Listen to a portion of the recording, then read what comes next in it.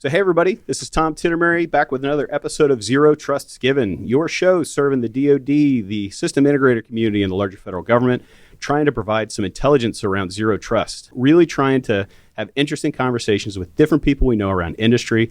There's a lot of noise around zero trust. Everybody you seem to talk to has a different take on it. What we're trying to do, the idea here is at the end of an hour, there are one or two kernels that you could take away from this conversation that are really the signal from the noise of that zero trust conversation that in some way you might be able to implement or start a conversation with a coworker around. So my name is Tom Tittermary. I'm your host. Your other host is Tom Gianelos. Say hi, Tom. Hello, everybody. So that's Tom. We are super lucky today to have somebody that is a good friend of mine from industry that I've been doing a lot of work with lately.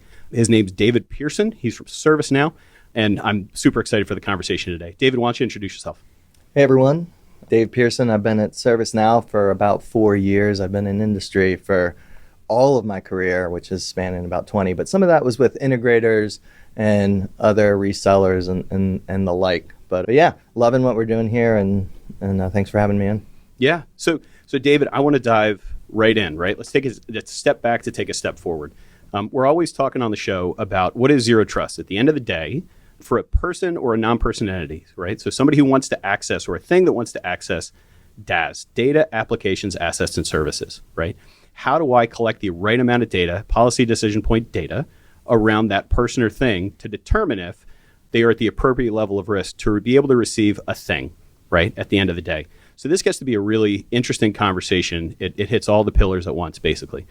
It's going to hit the host pillar. It's going to hit the identity pillar. You want to look at data authorization, see what that thing, what kind of data it's accessed lately to determine its risk score. That's a lot of data. So part of this problem becomes that so much data, how do I correlate that? How do I aggregate that? How do I automate some of this process around that? Like, how do I simplify this, and how do I make it more agile? How do I very cleanly be able to determine risk around those individuals and then cleanly grant them or deny them access from these different pieces? So if you pull out your notebook and you pull out the This is Zero Trust Reference Architecture V2, there's a super clean diagram in there that'll draw some of this out. I'm sorry, the V1, the OV1 from the Zero Trust Reference Architecture, all the way in the top right, you're going to see policy engine and automation. So from my perspective, right, all this PDP gets collected. It all goes to a SIM somewhere, right? Smart things happen. You see the line go up.